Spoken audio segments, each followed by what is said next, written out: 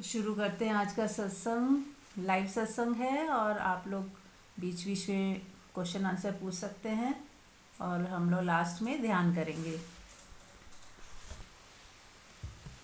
तो सबसे पहले हम लोग एक प्रेयर कर लेते हैं। आंख बंद कर लें और हाथ जोड़कर परमात्मा से कनेक्शन जोड़ लें। जितने भी बुद्ध पुरुष हुए हैं आज तक, एनलाइटेंड मास्टर्स हुए हैं, जिनको आप जानते हो, उन सबको याद कर लें और उनसे प्रार्थना करें कि मैं एनलाइटनमेंट के रास्ते आगे बढ़ना चाहती हूँ, सेल्फ रियलाइजेशन करना चाहती हूँ, अपने काम, क्रोध, लोभ, मोह, ईर्ष्या, द्वेष, इन सब से फ्री होना चाहती हूँ, मुक्त होना चाहती हूँ।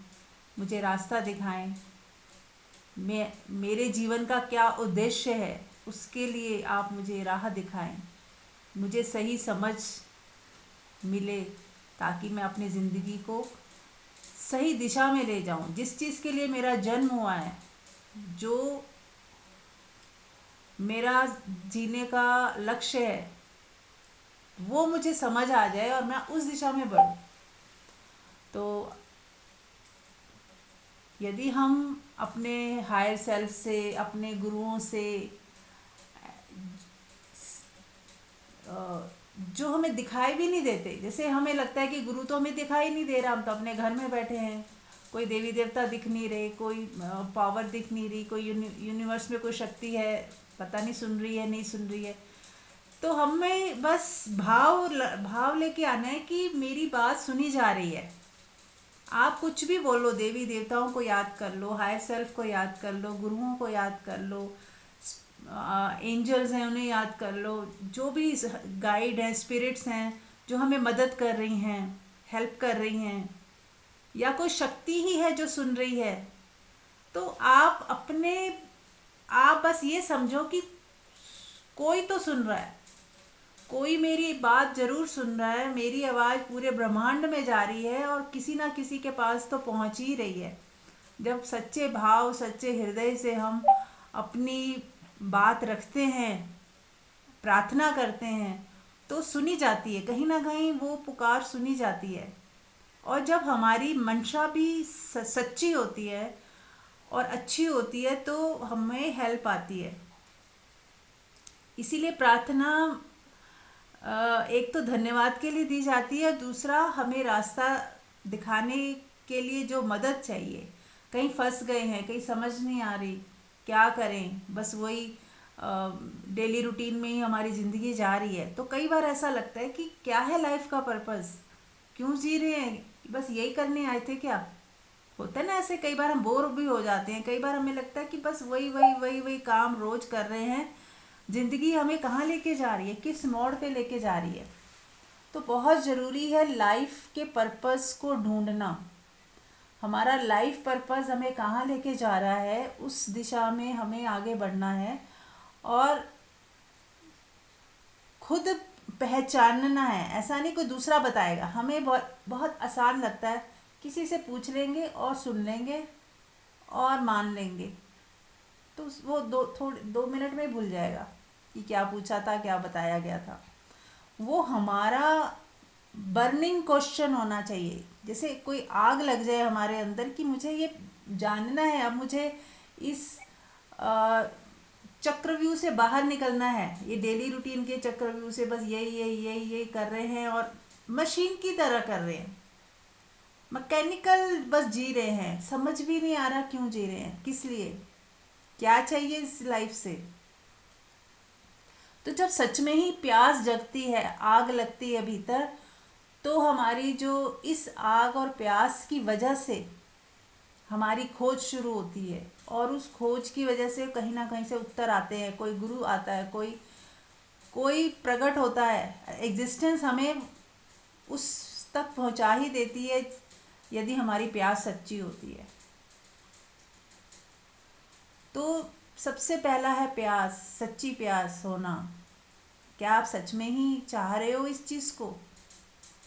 उसके लिए सब कुछ दाव पे लगाना पड़ता है, छोड़ना नहीं है। दाव पे लगाने का मतलब कि अब मेरी फर्स्ट प्रायोरिटी ये है, अब मेरी फर्स्ट प्रायोरिटी है मुझे मेरे जीवन का मकसद मिल जाए। अब मुझे इस चक्रव्यूह से बाहर निकलना है। अब मुझे इस जन्म मरण के साइकिल से बाहर आना है।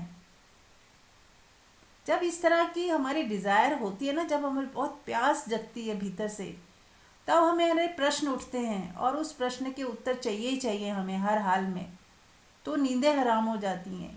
यानी कि आप इतने, आपको ऐसा लगता है कि ये प्रश्न का उत्तर तो अब चाहिए ही हर हालत में।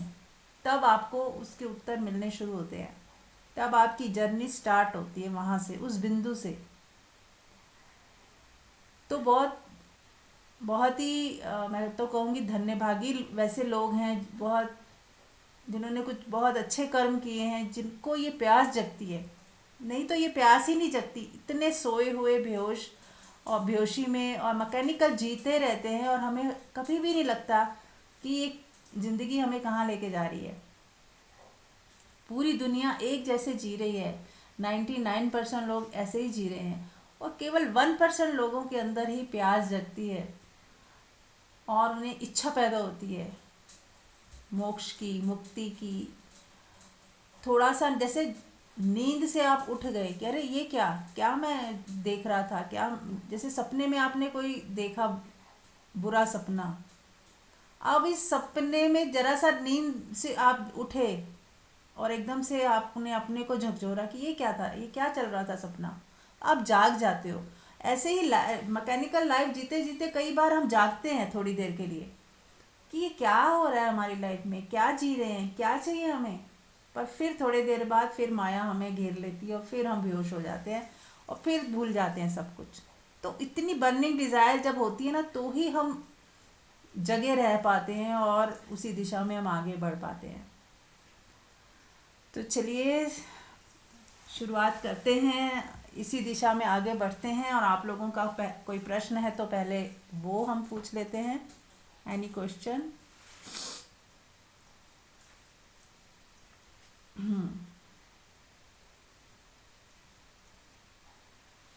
सबको प्रणाम। हाँ मीरा जी, जी, आप कैसी हैं? बहुत बढ़िया है। आप सबको प्रणाम। हाँ जी, बताइए। बहुत अच्छा आपने स्टार्ट किया है आज, कि कैसे हम लोग को, मतलब मैं ना कई बार सेम थॉट्स में आ जाती हूँ कि वही सुबह, फिर वही रूटीन, वही भाग दौड़, और मतलब करते ही चले जा रहे हैं। ऐसे लग रहा है कि कुछ नया नहीं है। कभी किसी का बर्थडे है, कभी कोई एनिवर्सरी है, ऑफिस है, फिर वीकेंड है, फिर वीक शुरू हो जाता है। तो ऐसा लगता है कि फिर वही रोज वही खाओ भी, फिर उसको डाइजेस्ट भी करो, फिर अपनी सिस्टम को क्लीन करो। Every day it is the same.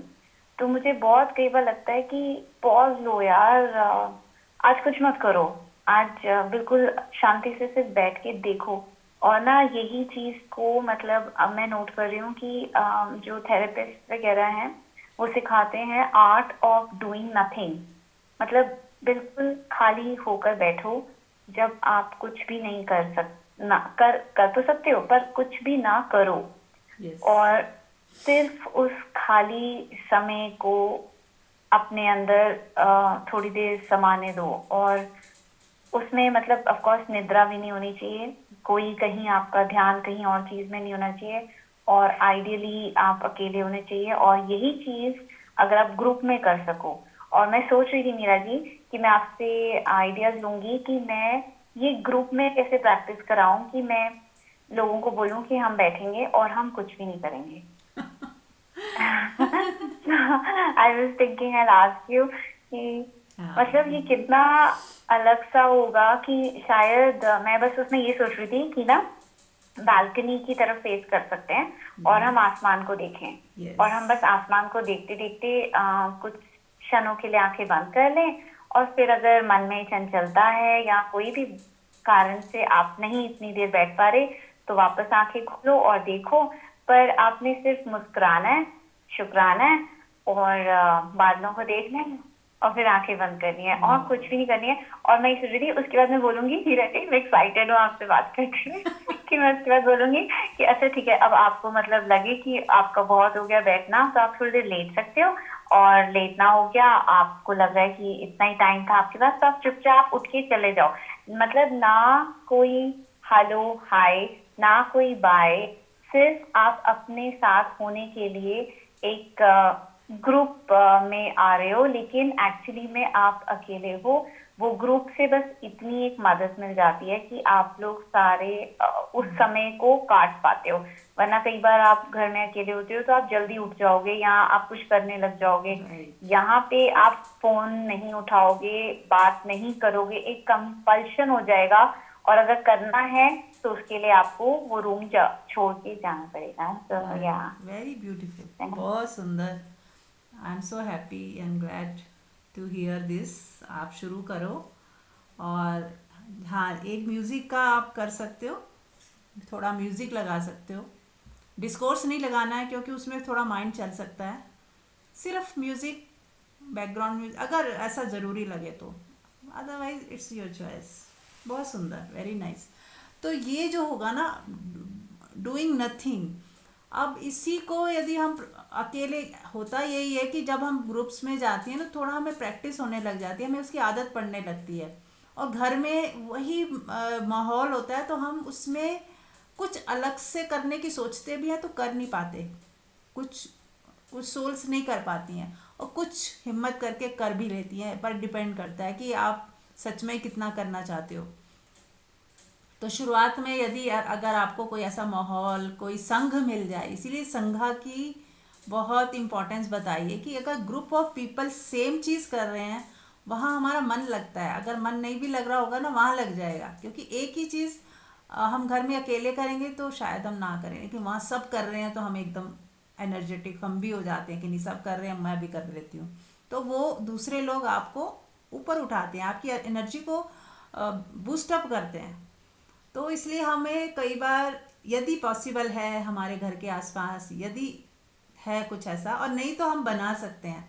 हमें पता चल गया, जैसे इन्होंने बताया, सुप्रिया जी ने, कितना सिंपल है। आप आओ, 1 घंटा 2 घंटा जितने की भी क्लास रखनी है, और इसमें किसी ने किसी से बात नहीं करनी, फ़ोन को स्विच ऑफ करके रख देना साइड में। अब हमें बस अपने साथ रहना है। हम आए तो हैं ग्रुप में, लेकिन एक दूसरे के लिए नहीं आए, अपने अकेले होने के लिए आए हैं। और एक दूसरे को ना तो देखना है ना हाय हेलो, बस चुपचाप कहीं कुर्सी उठाओ और अपना बालकनी में बैठ गए, नहीं तो अपनी आंख बंद करके बैठ गए। मतलब हमें 2 घंटे अब फ़ोन नहीं करना, बातचीत नहीं करनी, कोई आपस में भी बात नहीं करनी। तो आपको एक प्रैक्टिस होगी उस माहौल में। हम कुछ भी नहीं कर रहे, और इसमें कोई टेक्निक सीखने की भी ज़रूरत नहीं, किसी गुरु की भी ज़रूरत नहीं। हमने 8 लोगों ने 10 लोगों ने तय कर लिया, अब 2 घंटा बस चुपचाप बैठना है। बैठा नहीं जा रहा तो लेट जाएंगे, कभी बैठ जाएंगे, कभी आंख बंद भी कर ली, कभी आंख खोल भी ली, पर रहना अपने ही साथ है। तो बार बार आंख खोल भी ली, नहीं बैठा जा रहा, थोड़ा वॉक कर ली अपने ही साथ, बट अकेले ही रहना है, फ़ोन नहीं उठाना, बातचीत नहीं करनी। अगर इतना धीरे धीरे धीरे धीरे हम प्रैक्टिस करते जाएंगे तो आप देखोगे थोड़े दिन में आपकी एनर्जी पूरी शिफ्ट हो रही है नीचे के चक्रा से, धीरे धीरे वो ऊपर की ओर आने लगेगी। और जैसे ही ऊपर को आने लगेगी तो ऊपर के चक्रा खुलने के जो बेनिफिट होते हैं, साक्षी भाव जो आप साधते हुए साध ही नहीं पाते हो, है ना। हमें बड़ा मुश्किल लगता है कि अरे साक्षी 2 मिनट भी नहीं सकता, ऐसा कई लोग कहते हैं। पर जब हम मौन में खुद के साथ रहने लगते हैं ना, तो साक्षी अपने आप जगने लगता है, क्योंकि हमारी ऊर्जा ऊपर को उठ रही है, क्योंकि नीचे के काम आपने बंद कर दिए, भागने दौड़ने और सोचने का काम बंद कर दिया। तो जो एनर्जी हर वक्त नीचे ही रहती थी, हर वक्त उन्हीं कामों में लगी रहती थी, अब आपने वो जैसे स्टॉप किया, तो एनर्जी को भी पता चलता है कि हाँ अब मुझे यहाँ कोई काम नहीं है, ऊपर चलते हैं। अब वो ऊपर के चक्रास में अपने आप शिफ्ट होने लगेगी, खुद अपने आप ही। आपको ऐसा नहीं ऊपर उठाना है या कुछ, वो धीरे धीरे ऊपर ही आने लग जाती है। और आप पाओगे कि इट्स सो इजी, साक्षी में आप रह रहे हो और आपको मज़ा आने लग गया। आपके जो फियर थे, चिंताएं थी, बेचैनियाँ थी, सब खत्म हो जाएंगी। हमें अकेला होना, अपने साथ होना, नॉन डूइंग में रहना, नो माइंड में रहना, ये सीखना होगा। आपके सारे प्रश्नों के उत्तर हैं इसके अंदर, कि हम कैसे डर से बाहर आए, कैसे बेचैनी से बाहर आए। तो नॉन डूइंग में आए, अपने साथ रहना सीखें, क्रिएटिविटी करें, थोड़ा सा कॉन्फिडेंस अपने अंदर लेके आए, लोग क्या कहेंगे इस भय से बाहर आए, ये करना हमें ही पड़ेगा। तो जितना अपने को वॉच करेंगे, अपने सेल्फ स्टडी करेंगे, उतना ही हम देख पाएंगे कि मेरे अंदर वो जो डर को आपने डायरेक्ट यदि देख लिया तो वो डर खत्म होने लगेगा। आंख बंद करके अपने साथ बैठें। हम सोचते हैं कोई दूसरा बता दे और हम सुन लें और बात, या कोई कोई जादू कर दे और मेरी सारी चीज़ें ठीक कर दे। ऐसा नहीं होगा। ऐसा होता तो भगवान कृष्ण जब आए थे तो वैसे ही वो फूंक मारते, सारा कुछ बदल जाता, युद्ध करने की भी कराने की ज़रूरत ही ना होती, वो एकदम आशीर्वाद देते और सारी चीज़ें वैसी हो जाती जैसा वो चाह रहे थे। पर जब उन्होंने, यही वो संदेश देते हैं, जब कोई महागुरु आते हैं, अवतार आते हैं, तो वो भी सिंपल लाइफ में ही एक संदेश देते हैं कि हमें कर्म तो करना ही होगा, किसी के आशीर्वाद से बात नहीं बनेगी। हाँ, आशीर्वाद हेल्प कर सकता है, आपकी आपको आगे बढ़ाने में सहयोग जरूर कर सकता है, लेकिन करना फिर भी आप ही को है, आप ही का निर्णय है कि हमें करना है या नहीं, आप कितने उसके लिए तैयार हो। अभी जैसे हमने बात की, आप लोगों ने सुनी, तो कईयों के मन में आया होगा हाँ हाँ करते हैं, और जैसे ही 2 दिन 4 दिन बीतेंगे खत्म, भूल जाओगे आप, क्योंकि वो आपकी डिज़ायर नहीं है, अभी आपके अंदर से वो प्यास नहीं जगी है। और सच में प्यास है यदि किसी की, तो वो सुन के उसको लगेगा आइडिया दे दिया, चलो अब मैं ट्राई करता हूँ, 4-5 लोगों का ग्रुप भी हो जाएगा तो भी काफ़ी है, मैं अपने ही घर बुला लेता हूँ। तो आप वो 10 लोगों को फ़ोन करके पूछेगा कि चलो हम आसपास जो आ सकते होंगे, कभी किसी के घर कभी किसी के घर, ऐसे भी किया जा सकता है। तो जैसे हम किट्टी पार्टी के लिए कैसे सब तैयारी कर लेते हैं, किट्टी पार्टी हो जाती है ना सबके घरों में, तो लेकिन ये करेंगे तो नहीं, हमारे घर में तो ये है, हमारे घर में तो वो है, पॉसिबल नहीं है, बहाने आ जाते हैं, क्योंकि हम चाहते ही नहीं है वो करना। जिस चीज़ को हम चाहते हैं ना, वो उसके लिए सारे इंतज़ाम हो जाते हैं, फिर सारी बहानेबाजियां हैं कि टाइम नहीं है, ये नहीं है, स्पेस नहीं है, नहीं हो पाएगा, ये सब बहाने होते हैं, क्योंकि हम सच में करना ही नहीं चाहते। और जिसको सच में करना होगा ना, वो सब, ये है दाव पे लगाना, जो मैंने बात की कि जब हमें करना होता है ना तो हम कर ही लेते हैं, चाहे फिर उसके लिए कुछ हो जाए, है ना। तो इसलिए कभी भी बहानेबाजी ना करें, और अगर हम नहीं करना चाहते हैं तो सच्चे रहें कि नहीं, अभी अभी वो समय ही नहीं है, मेरे अंदर वो इतनी इच्छा नहीं है कि मैं ये करूं। तो वो भी सच, आप अपने सत्य पे रहें, वो भी ठीक है। एटलीस्ट आप ऑनेस्ट हैं कि अभी तो मन ही नहीं करता इन सब चीज़ों का, अभी मशीन बनने में ही मज़ा आ रहा है, तो ठीक है, it's your choice, right. Yes, और भी कुछ शेयर कर सकते हैं आप लोग।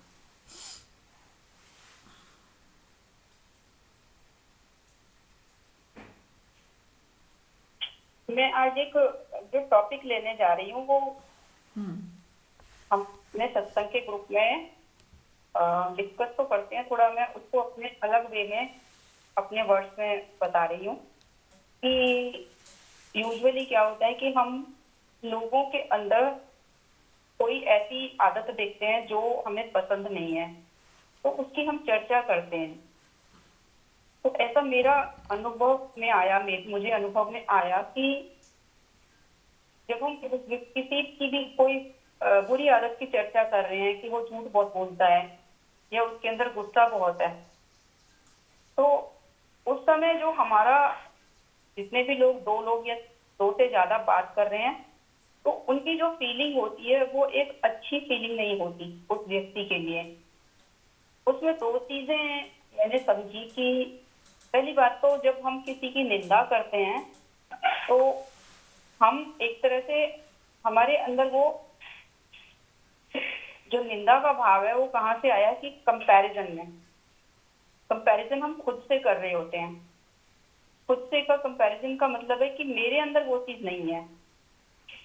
जैसे किसी के अंदर मोह बहुत है अपने बच्चों के प्रति, या किसी के अंदर अभी वासनाएं हैं, बहुत खाने की लालसा है, धन के प्रति बहुत कोई अभी जिसका रुझान है, इनसिक्योरिटी में रहता है, तो उसमें कहीं ना कहीं हम अपने अहंकार को पोषित करते हैं कि मेरे अंदर ही नहीं है ये चीज। जबकि कुछ ना कुछ नेगेटिव पॉइंट या दोष सबके साथ, सबके भीतर कुछ ना कुछ मोस्टली होते ही हैं। तो हमारा अपनी तरफ से ध्यान हटा होता है और दूसरे पे ध्यान जाता है। तो उसमें एक चीज मेरे को जो मैंने अनुभव की कि उसमें कहीं हमारा इंकार होता है कि मेरे अंदर नहीं है, या जो जिसको हम सुना रहे हैं उसको, उसके अंदर उसे भी लगेगा हाँ नहीं है मेरे अंदर भी।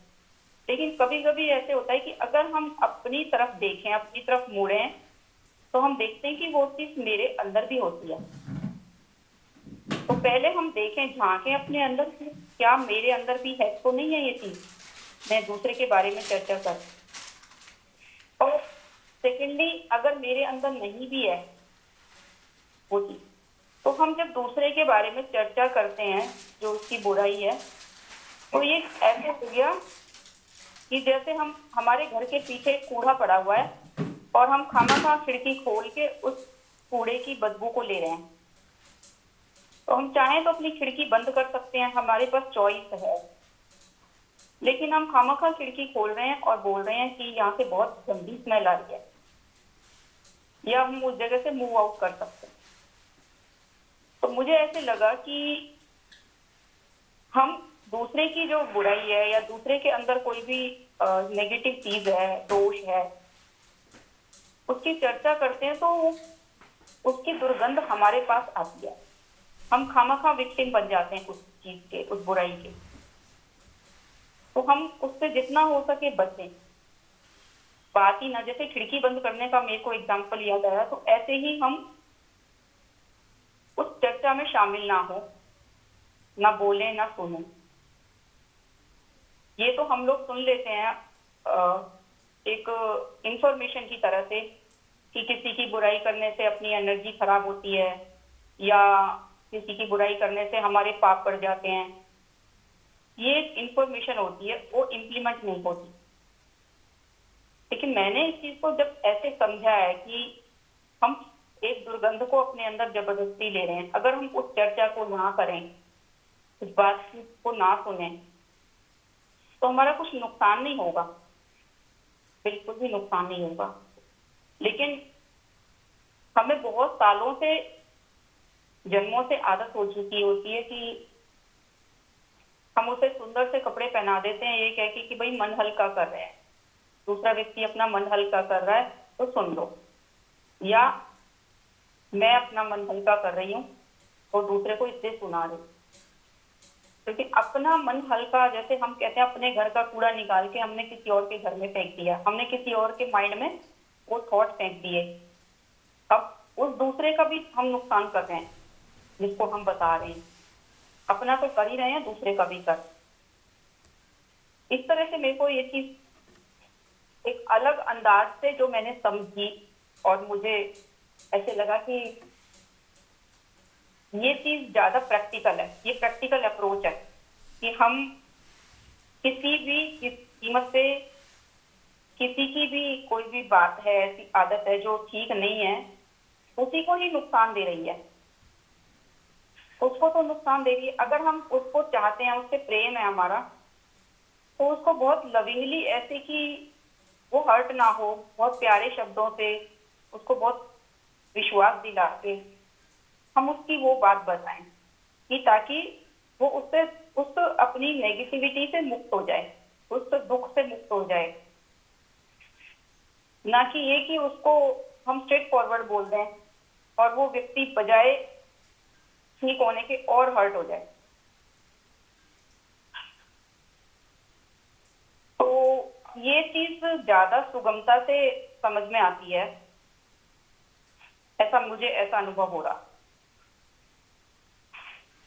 तो बाकी आप लोग आगे कुछ इसके बारे में पूछें या बोलें तो चर्चा और बढ़ेगी। मैंने तो अपना जो मेरा समझने का तरीका था वो मैंने साझा किया है सबके साथ। बहुत हाँ सुंदर। मंजू जी, आप और माँ मीरा, आपको मेरा प्रणाम। बिल्कुल मंजू जी, मैं बिल्कुल आप, हम देखते हैं कि लोग दूसरों के अवगुण देखते हैं और अपने अवगुणों पर हमारा ध्यान नहीं जाता।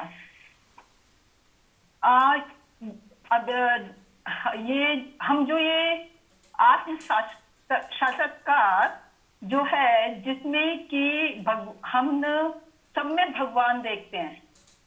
जब हम सब में भगवान देखते हैं तो हमें अगर हम दूसरों के अवगुण पर ध्यान ना दें तो, और अपने अवगुणों पर ध्यान दें और अपने अवगुणों को सुधारें, तो वो हमारी आध्यात्मिक यात्रा में हमारी मदद होगी, जिससे हमारी आध्यात्मिक यात्रा ज्यादा, जितना हमारा हृदय शुद्ध होगा उतना आध्यात्मिक यात्रा हमारी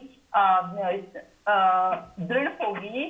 और तो इस जो मतलब बिल्कुल हमें अपने अवगुणों को सुधारना है, अपने विकारों को खत्म करना है, और हमें दूसरों के गुणों को देखना है, अवगुणों को नहीं देखना है। मेरे को तो यही समझ आया मंजू जी। बहुत सुंदर, बहुत सुंदर, मुझे बहुत अच्छा लगा। और एक कबीर का दोहा भी है ना कि बुरा जो देखन मैं चला, बुरा न मिलिया कोय, जो जन खोजा आपना, मुझसे बुरा न कोय। यानी कि अपनी बुराइयां जब नजर आती हैं तो हमारे अंदर परिवर्तन आता है और हमारी जो दुर्गंध है वो कम होती है और हमारी सुगंध बढ़ती है।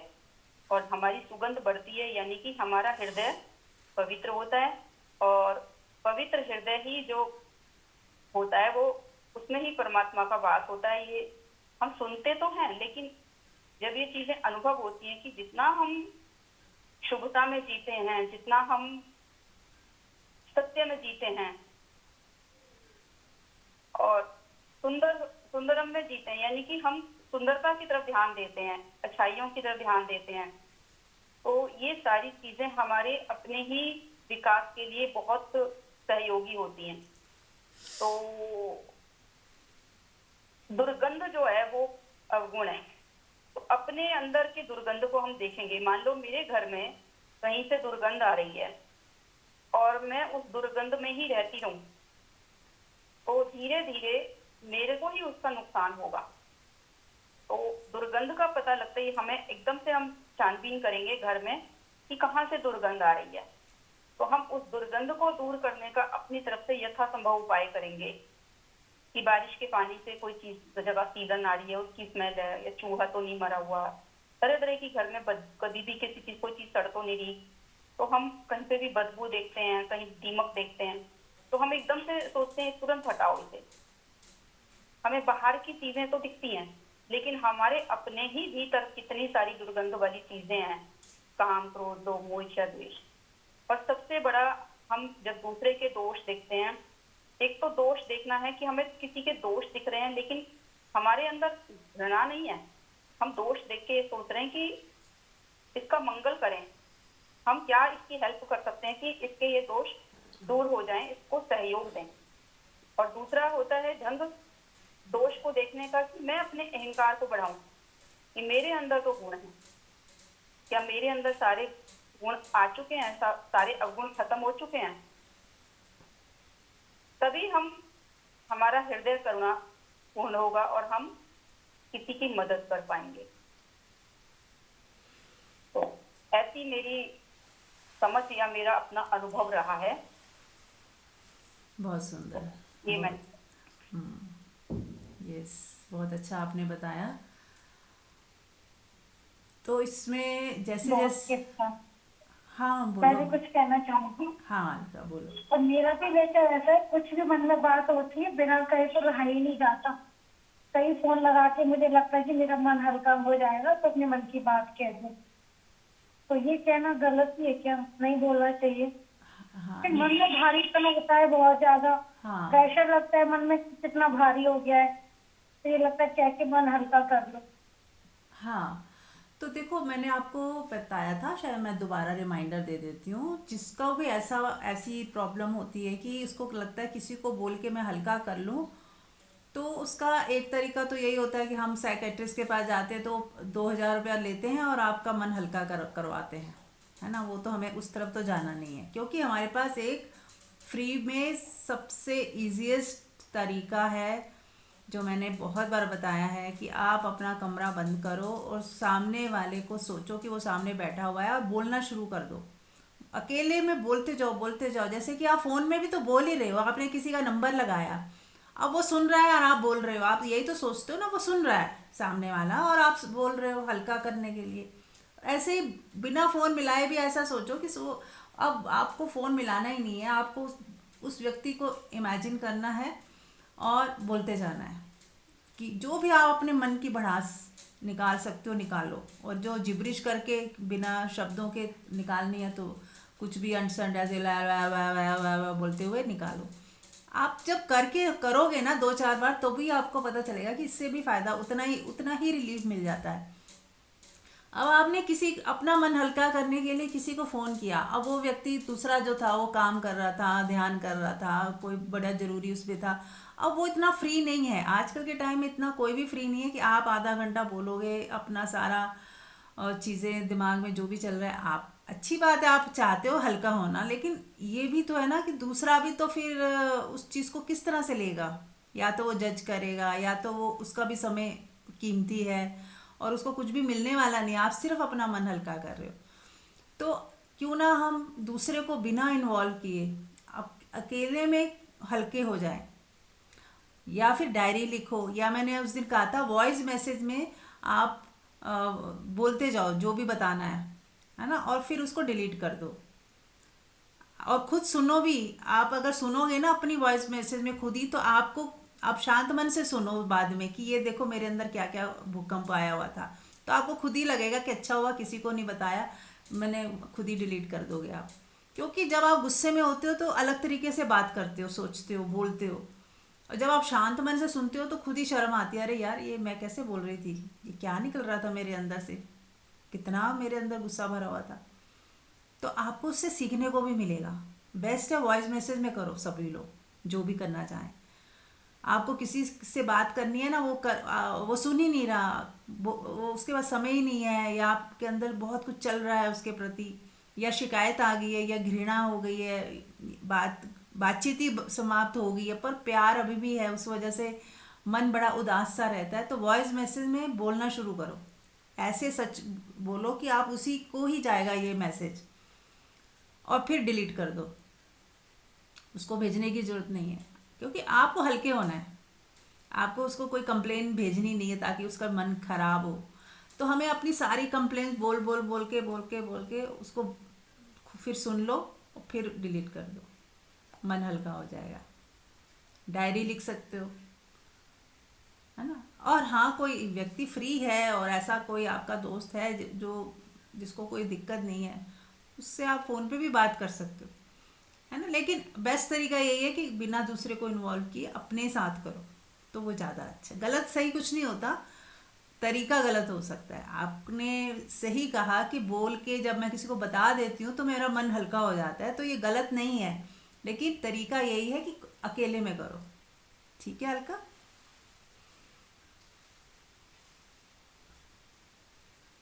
हाँ जी, समझ गई। हाँ, तो हमें समझ गई जी। है ना, उससे आपको इजी हो जाएगा, डिपेंडेंसी भी नहीं रहेगी कि कोई खाली है नहीं है, और कोई किसी को हम क्यों कष्ट दें। अपने आप को अब तरीका पता चल गया, आप दिन में 10 बार करो, है ना, तो आप किसी को डिस्टर्ब भी नहीं कर रहे और आपका मन भी हल्का हो रहा है।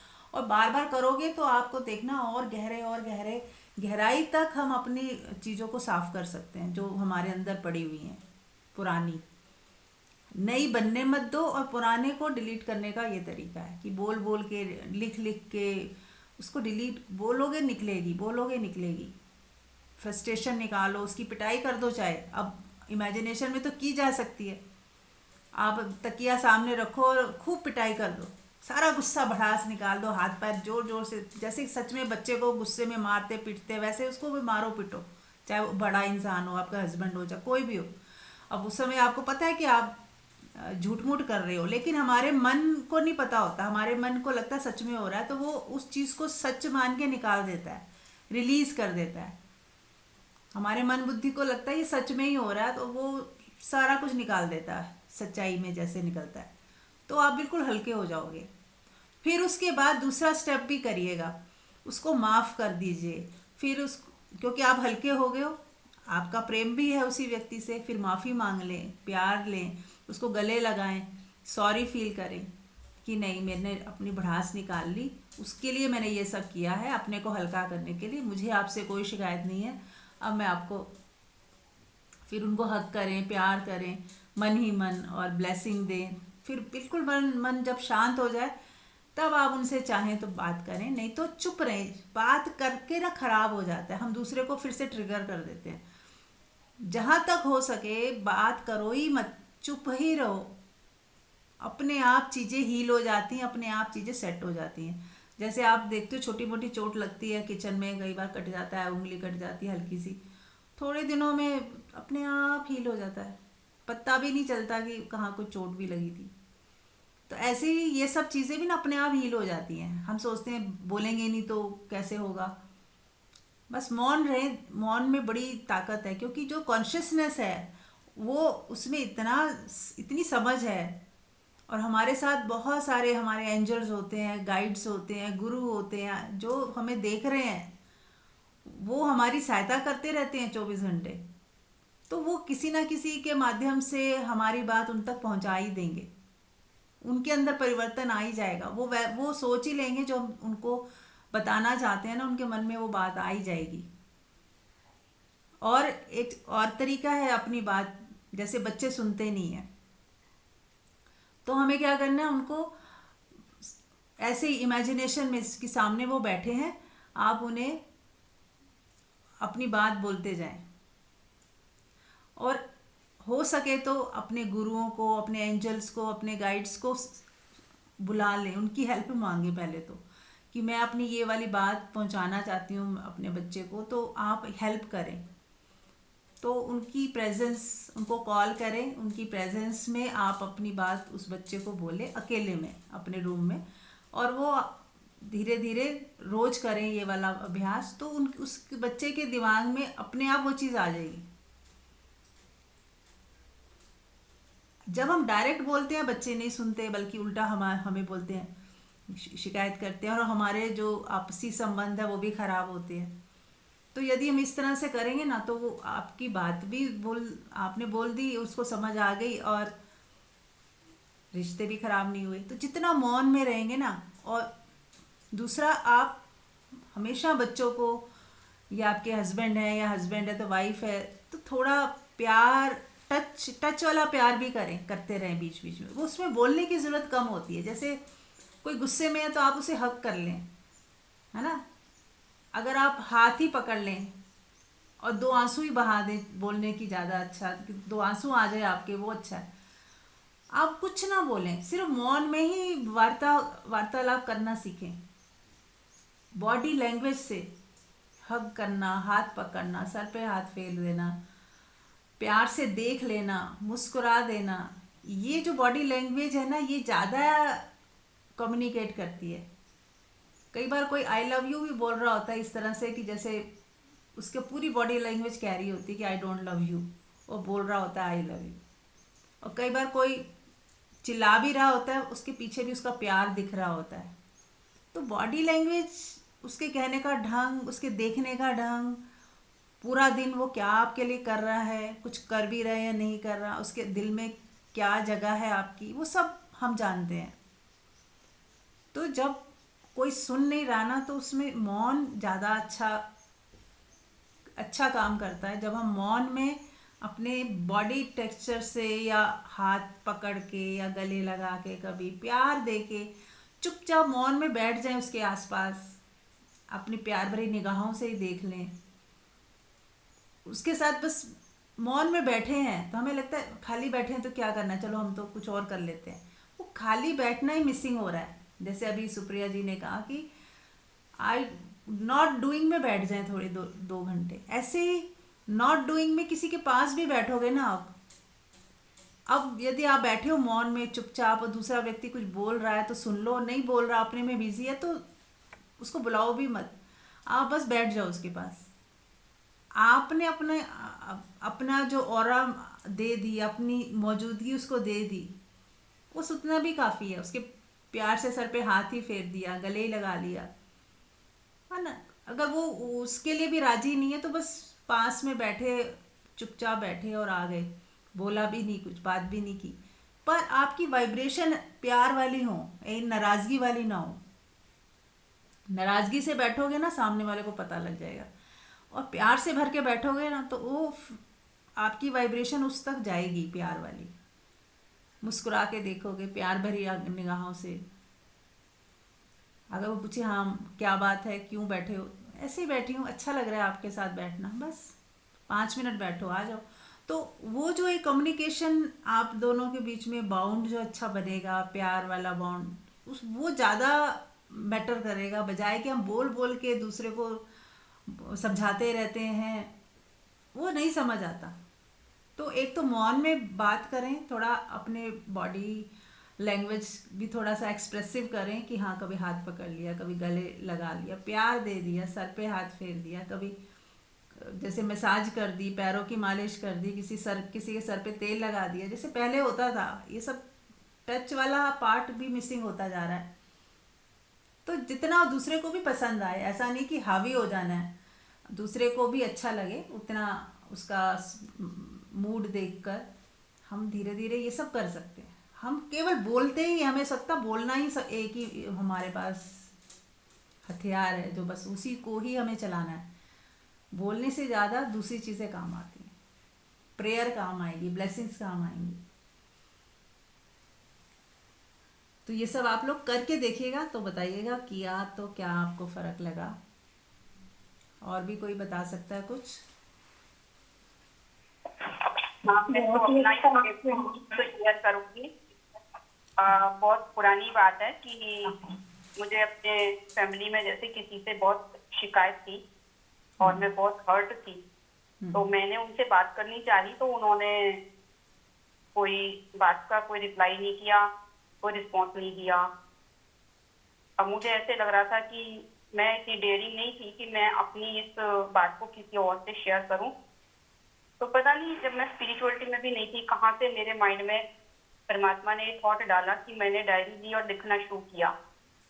जो भी मुझे उनसे बोलना था, मैं डायरी पे लिखती चली गई, रोती चली गई और लिखती चली गई। मैंने कई दिन तक वो डायरी लिखी और फिर वो अंदर से इतना हल्का हो गया मन, कभी भी फिर ना हर्ट रहा, उसका कोई ट्रेस रहा, और ना कभी कोई शिकायत हुई, कभी भी नहीं उठी। बहुत पुरानी बात है, लगभग 30 इयर्स हो गए इस बात को, ये पुरानी नहीं है। लेकिन कभी भी उस चीज को लेके मेरे अंदर कोई भी ऐसे नहीं लगा कि मैंने इस चीज से अपने आप को सप्रेस कर रखा है। तो ये बहुत ही इफेक्टिव थेरेपी है कि हम लिखते चले जाएं सामने वाले पर्सन से जो भी हम कहना चाहते हैं। और कई बार ऐसा होता है कि लिखने के बाद भी हमें हल्कापन नहीं होता, तो उस कागज को जला दें, उसको जला देते हैं। तो हमने ऐसे लिखने के बाद अपने माइंड से भी उसको, जैसे सबकॉन्शियस तक से भी डिलीट हो गया जलने के बाद।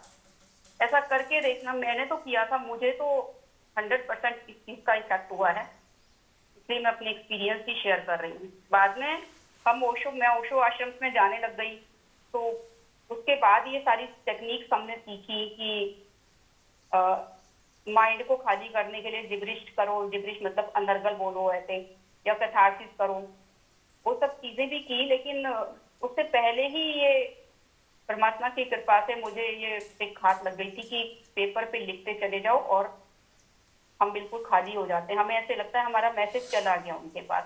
ये बहुत ही वर्क करता है, रियलिटी में वर्क करता है। ये मेरा अपना एक्सपीरियंस है।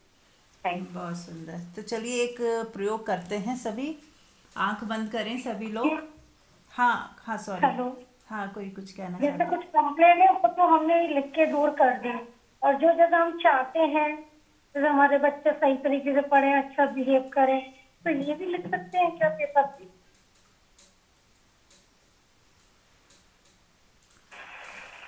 अभी बताया ना मीरा माँ ने कि आप जो भी अपने बच्चों से चाहते हैं उनको इमेजिन करें अपने बच्चों को अपने सामने, और अपने स्पिरिट गाइड से या परमात्मा से प्रे करें कि मैं इनको जो भी बात कहने जा रही हूँ ये इनको ये कन्वे हो जाए, ये इस चीज को सुन रहे हैं।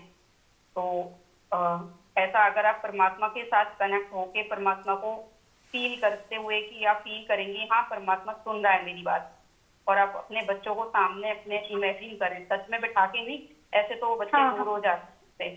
उनको इमेजिन करें मेरे बच्चे मेरे सामने बैठे हैं और अपने मन की बात आप उनसे मन से ही कह दें, शब्दों से नहीं बोलना, जो भी कहना चाहते हैं हाँ उन्हें जी।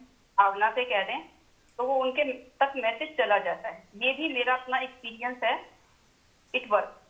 ये भी मेरा अपना एक्सपीरियंस है कि मैं अपने बच्चों से कोई बात कहना चाहती हूँ, मैं बच्चों से कभी नहीं कहती, बस मैं उनसे कह देती हूँ परमात्मा मैं ये मैसेज बच्चों तक पहुंचा रही हूँ, आप क्या मैं एक और बात कहना चाहती हूँ, जैसे मेरे डर बहुत ज्यादा है, इतना अंदर से कपकपाती हूँ, जैसे कोई कभी तो म्यूट पशु कर ले। पक्षी हो, कुछ तो सुंदर सा पपी आ जाए मेरे पीछे पड़ रहा है, मैं उसको देख के इतना भागती हूँ। नॉर्मली मैं अगर डॉक्टर पे जा रही हूँ, टेस्टिंग करवा रही हूँ, तो मेरे वहां पे जाके बीपी हाई हो जाता है। कोई अगर मेरे घर में पुलिस आ जाए, है ना, देखते ही मैं इतना डरती हूँ, बता नहीं सकती। सच होते हुए भी सच्चाई का सामना कर रही हूँ, उसके बाद भी मेरे अंदर इतना डर क्यों है? क्यों डर होता है इतना कि मेरी एनर्जी लो हो जाती है, भूख नहीं लगती है। पुलिस को देखकर तो सभी डर जाते हैं। नहीं, ये तो बचपन से ही था, बचपन से ही मेरा डर था। कोई पशु हाँ, पक्षी भी टच ही नहीं कर सकती बिल्कुल भी। हाँ सुनो, ये ना जो हमारे डर होते हैं हम ये अपने सबकॉन्शियस में अपने साथ लेके आते हैं जन्मों से। मैं इसलिए बता रही हूँ, ये भी मेरा एक्सपीरियंस है। मैं भी बहुत सारी चीजों से डरती थी, बहुत सारी चीजों से, और मेरी बहुत इजीली हार्ट बीट बढ़ जाती थी। होता है मेरे साथ, हाँ तो बीपी हाई हो जाता है। हाँ सुनो, मैं बताती हूँ। सबसे पहली बात तो ये जो फीमेल्स है ना, उनको एक बाई नेचर ही उनका ये चक्रा वीक होता है। तो ये चक्रा वीक होता है तो तब ये दिक्कत आती है। और पहले तो हमें अपने थर्ड चक्रा, मणिपुर चक्रा है जो, उसको स्ट्रॉन्ग करना होगा, अपनी एनर्जी को वहां तक लाना होगा। उसका सबसे इजी वे है जो हमने बहुत बार शेयर भी किया है यहाँ पे, डीप ब्रीदिंग। जो हम सांस लेते हैं सारा दिन में, हम कभी नोटिस करें तो हमारी सांस बहुत शैलो होती है, चेस्ट तक जाती है। तो अपने जब भी फोकस होके नाभि तक सांस लें जब भी याद आ जाए, और बैठ के भी थोड़ी देर के लिए जरूर, जितना भी समय हो और खाली पेट हो तो 5 मिनट 10 मिनट 15 मिनट नाभि पे ध्यान करते हुए ना, नाभि पे ध्यान करते हुए नाद ब्रह्म करें। जो ओशो का नाद ब्रह्म ध्यान है ना, वो तो 1 घंटे का है। अगर वो कभी नहीं कि भी कर पाए तो जितना हो सके ना ऐसे हमिंग साउंड करें और नाभि पे ध्यान रखें। ऐसे जैसे अभी सांस भरें तभी करें, सांस को भरें और फिर छोड़ते हुए सांस को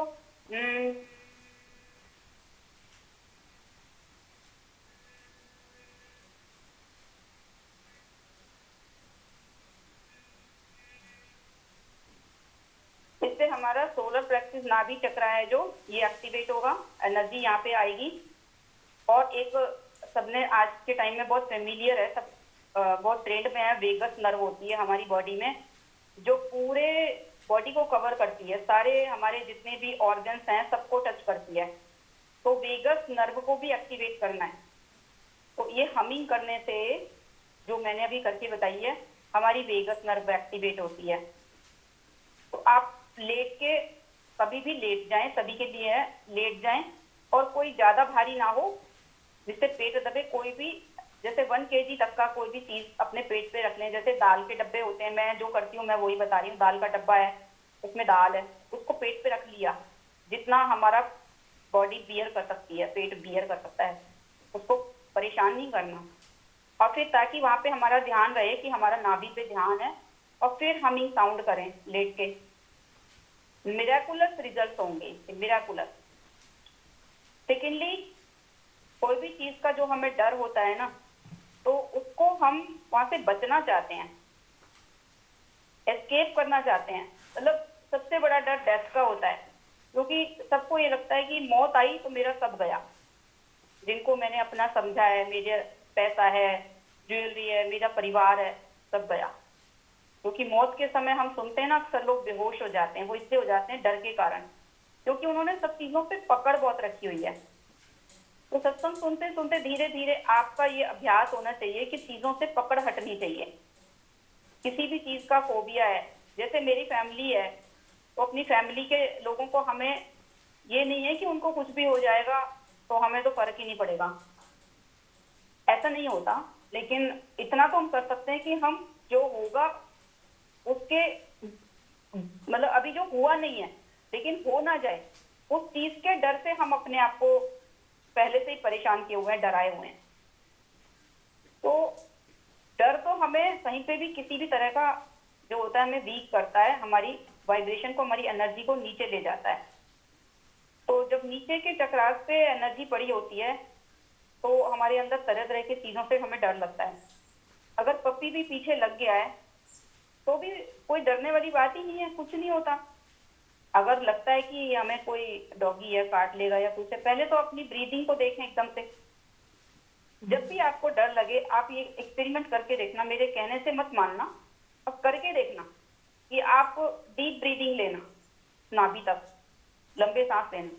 जैसे हमने देखा है ना कि किसी को गुस्सा आ रहा होता है तो वो कैसे हाँफ रहा होता है गुस्से में, क्योंकि उसकी ब्रीदिंग अब बहुत फास्ट हो रही है। तो जितना हम कूल होंगे, जितना हम अंदर से काम डाउन होंगे, हमारी ब्रीदिंग भी बहुत स्लो हो जाएगी। जितनी ब्रीदिंग हमारी स्लो होगी उतना हमारे भीतर के फियर खत्म हो जाएंगे और हम हेल्दी भी रहेंगे, हमारी बॉडी भी हेल्दी रहेगी। तो ये सबसे बड़ा आपको फॉर्मूला है कि डीप ब्रीदिंग जितना हो सके करें। चलते फिरते जब भी याद आ जाए फिर अपना श्वास को लेवल तक लेके जाएं, फिर महसूस करें आ रही है श्वास जा रही है, और बैठ के टाइम लगे बैठ के या लेट के, जैसे मैंने बताया वैसे भी कर। और हर डर को देखें वो क्यों डर लग रहा है। अगर आपको लगता है ये तो एक ऐसा डर, दो तरह के डर होते हैं, एक होते हैं इमेजिनरी डर, एक होते हैं कि वो डर जिससे हमें अपने आप को प्रोटेक्ट करना। जैसे कुत्ता है सामने आ गया तो वो काट ना ले, तो हमें अपने आप को प्रोटेक्ट तो करना ही है ना, डरने से तो नहीं होगा ना कुछ भी। हम डरते रहें और भागते रहें, हम अपने डर को यूज करें अपनी प्रोटेक्शन में, जिस भी तरह से प्रोटेक्शन करनी है। अगर हम रोड क्रॉस कर रहे हैं और हमारे को ये डर ना हो कि मरना तो है ही, तो होने दो जो होएगा, ऐसे थोड़ी ना होता है।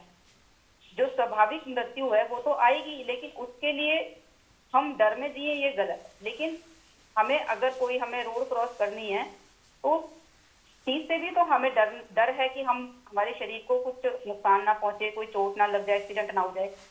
तो वो डर ठीक है, उससे हमें प्रोटेक्शन करनी है अपनी। क्योंकि जैसे ही हमारे अंदर डर आता है किसी भी तरह का, तो हमारे भीतर एक हार्मोन रिलीज होता है कॉर्टिसोल, और ये कॉर्टिसोल हार्मोन है जो ये हमारे नर्वस सिस्टम को एक मैसेज देता है कि डू और डाई।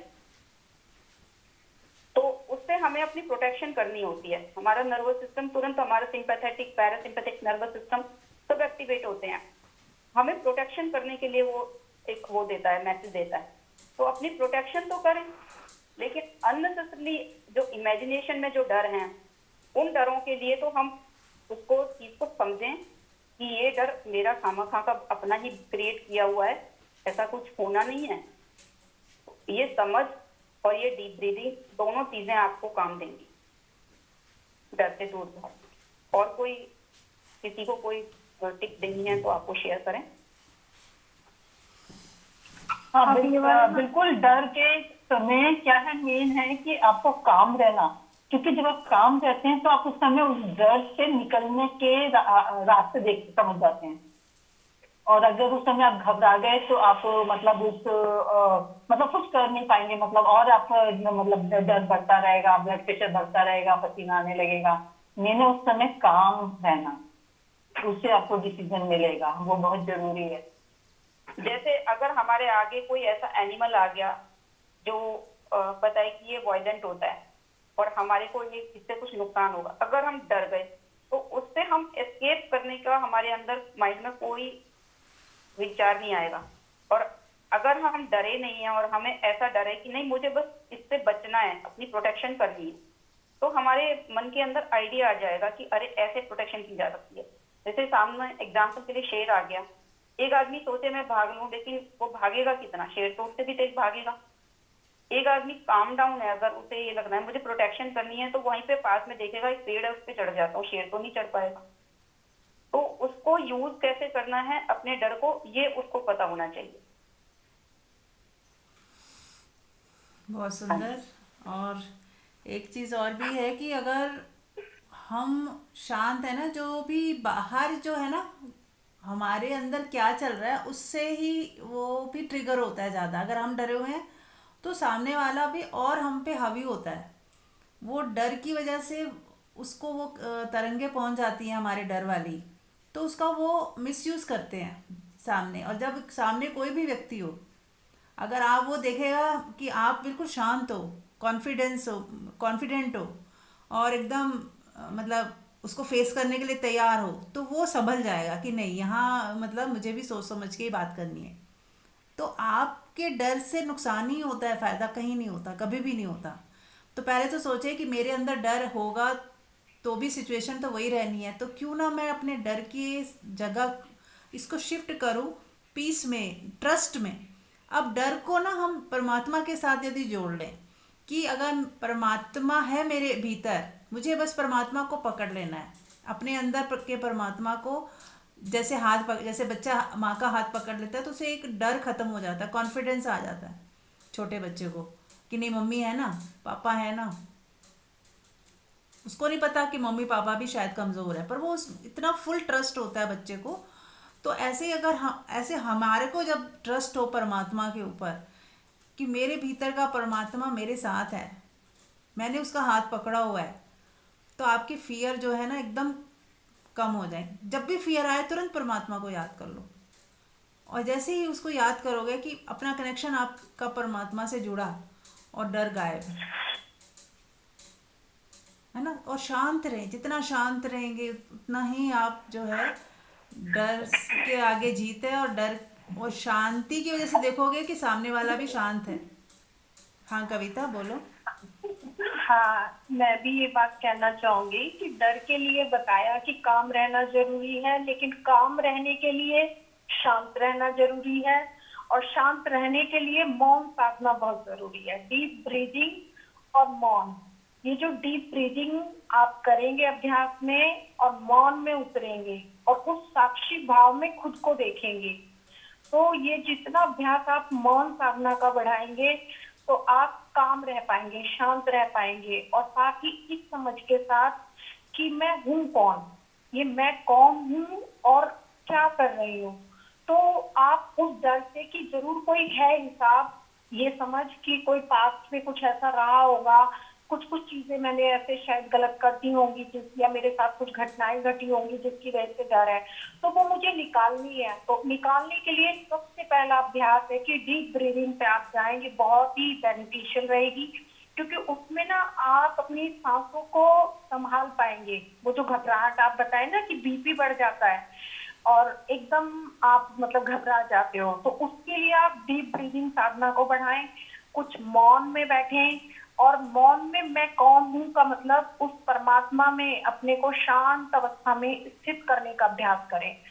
और जब उससे उठें तो आप ये चिंतन करें कि मैं कौन हूँ, और पास कर्मों का भी कोई हिसाब होता है। और जिस जिस चीज से आपको डर लगता है, तो एक एक चीज को मुझे तो लगता है उसका स्टैचू आप अपने घर में रख लें।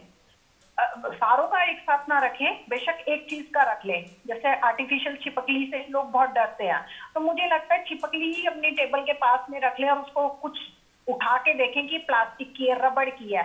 और देखते देखते ना कुछ ही दिनों में क्या होता है कि हम नॉर्मल होने लग जाते हैं उसके साथ जो हमें दीवार पे दिख रही होती है। तो डीप ब्रीदिंग, मौन साधना और परमात्मा में अपने को टिकाने का अभ्यास, जिससे मन काम हो जाता है, शांत हो जाता है। और जब मन शांत होगा तो फिर यही कि मतलब ये तो सब खेल खेला जा रहा है, तो उससे ना टिकना सहज हो जाता है। तो यही मैं कहना चाहूंगी कि इसके लिए पहला अभ्यास तो डीप ब्रीदिंग और मौन साधना का करें। बहुत सुंदर, बहुत ही सुंदर। यही मैंने बोला था कि हम बहुत सारे टेक्निक सुन तो लेते हैं, करते नहीं हैं। तो करें अलका जी, ज़रूर आप टाइम निकाल के इनको फर्स्ट प्रायोरिटी दे के करें, ठीक है। तो अलका जी ही नहीं, हम सबको ये सब सूत्र मिले हैं। तो हर व्यक्ति के पास डर है। और ये जो नेवल चक्रा का मंजू जी ने बताया कितना सुंदर, कि जो हमारा नेवल चक्रा वीक होता है, तो क्यों ना हम इसको जब भी ध्यान में बैठे 2 मिनट नेवल चक्रा पे ध्यान देके, नाभि को ध्यान में रखते हुए, उसको भीतर से महसूस करते हुए कि मेरा नाभि चक्रा वाइब्रेट हो रहा है, स्ट्रॉन्ग होता जा रहा है, स्ट्रॉन्ग होता जा रहा है, सारे डर फियर सब निकलते जा रहे हैं। तो चलिए कर ही लेते हैं, समय भी कम है। आंख बंद करें सभी और डीप ब्रीदिंग करें। श्वास भीतर लेके जाएं नाभि तक,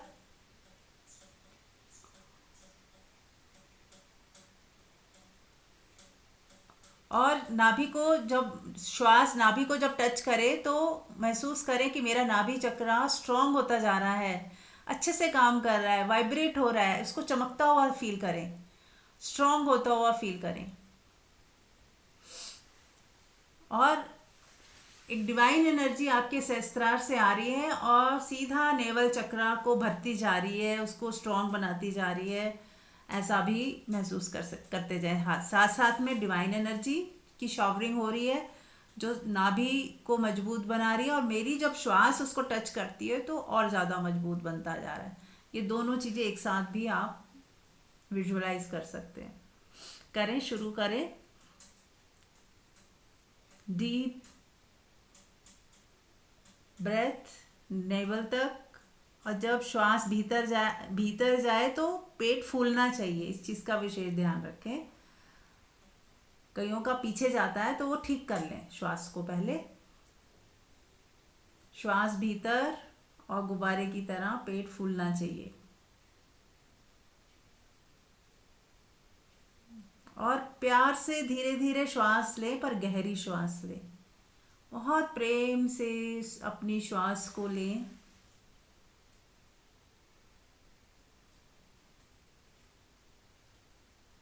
और श्वास को भरते हुए महसूस करें कि निश्चिंतता, मैं निश्चिंतता को अपने भीतर लेके जा रही हूँ और नेवल में भरती जा रही हूँ। निडरता, अभयता, अभयदान होता ना, अभय यानी कि जिसको डर ना लगे, साहसी, साहस, अभय और निडरता, कुछ भी कह लो। वो जो ताकत है, वो जो एनर्जी है जो सब लोगों में होती है, मेरे में कम है, तो मैं श्वास से उसको ले रही हूँ। ब्रह्मांड की शक्तियों में से इस शक्ति को मैं अपने अंदर इनहेल कर रही हूँ।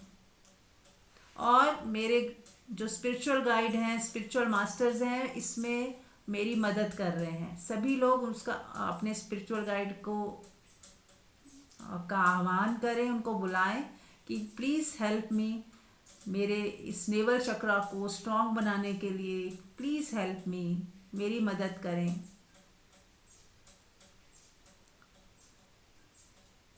और आप देखें कि आपके स्पिरिचुअल गाइड भी आपको अपनी एनर्जी से आपके चक्रास को स्ट्रॉन्ग बना रहे हैं। अपना हाथ उन्होंने आपके पेट पे रखा हुआ है और बहुत तेज़ी से आपका नेवल चक्रा स्ट्रॉन्ग हो रहा है, वाइब्रेट हो रहा है और खुल रहा है, खुलता जा रहा है। ऐसे जैसे पंखुड़ियाँ खुलती हैं, ऐसे इमेजिन करें कि आपका चक्रा खुलता जा रहा है, खुलता जा रहा है, खुलता जा रहा है।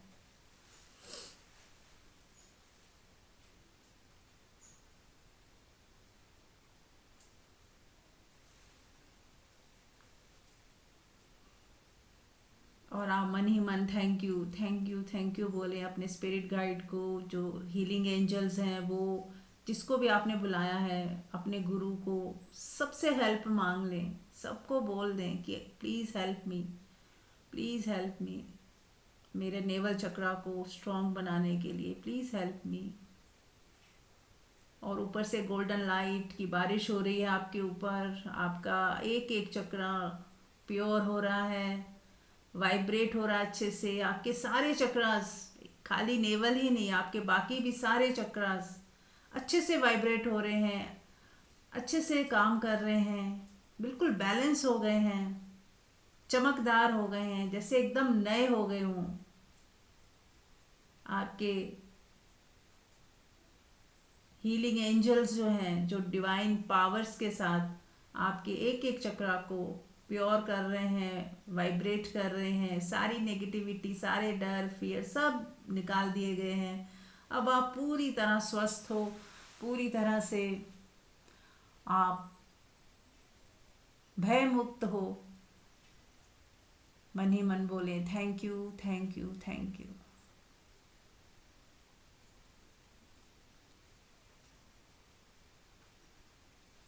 और डिवाइन एनर्जी को लगातार अपने ऊपर बरसता हुआ देखते जाएं। इससे एक तो आपका डिवाइन कनेक्शन जुड़ेगा। जब हम बार बार divine energy, divine powers, divine healing angels, divine शक्तियों को जब बार बार आह्वान करते हैं, बुलाते हैं, तो हमारा कनेक्शन उनके साथ जुड़ने लगता है और हम ना भी बुलाएं तो भी जुड़ा रहता है और हमारी वो सहायता करते रहते हैं। जैसे हमने उनको दोस्त बना लिया अपना, है ना। जैसे आपका कोई दोस्त हो और उसको पता लगे कि आप मुश्किल में हो, तो वो अपने आप आगे आके आपकी हेल्प करेगा। आपने उसको बोला भी नहीं, पर उसको पता चल गया तो वो आएगा, कुछ ना कुछ हेल्प करेगा। ऐसे ही जब हम डिवाइन पावर्स को बार बार बुलाते हैं, अपने एंजल्स को बुलाते हैं, अपने स्पिरिट गाइड को बुलाते हैं, अपने गुरु को बुलाते हैं, याद करते हैं उनको, उनसे जुड़ते हैं, उनसे हेल्प मांगते हैं, तो वो ज़रूर मदद करते हैं।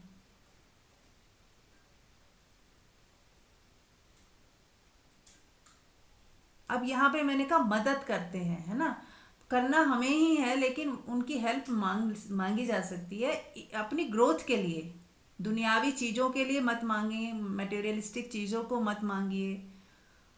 प्रेम के लिए मांगे, अपनी ग्रोथ के लिए मांगे कि हाँ मेरे घर में प्रेम बना रहे, सब शांत हों, सब सुखी हों, आनंदित हों। बस इस तरह की प्रार्थना कर सकते हैं। और कुछ पर्टिकुलर चीज़ ना मांगे कि मेरी बेटी को नौकरी मिल जाए, ये लड़की मिल जाए, या ये लड़की दूर हो जाए। इस तरह की पर्टिकुलर चीज़ें ना बोलें, क्योंकि हम नहीं जानते कि क्या सही हो रहा है, क्या गलत हो रहा है, क्या किसके लिए क्या चीज़ अच्छी है, हम नहीं जानते। तो कुछ भी ना सोचें, तटस्थ रहे और परमात्मा से मांगना ही है तो अपने फिजिकल, मेंटल, स्पिरिचुअल ग्रोथ मांगे। ऐसे ही बच्चों के लिए भी अपनी उनके लिए उनकी फिजिकल, मेंटल और स्पिरिचुअल ग्रोथ मांगे। बस कि उनका कल्याण हो, वो सुखी रहें, आनंदित रहें, ग्रो करें। बस हम दुआ मांग के छोड़ सकते हैं। उसके बाद जो उनकी किस्मत, जो भाग्य, जो वो लिखवा के लाए हैं, वो अपने आप होता जाएगा उनकी ज़िंदगी में।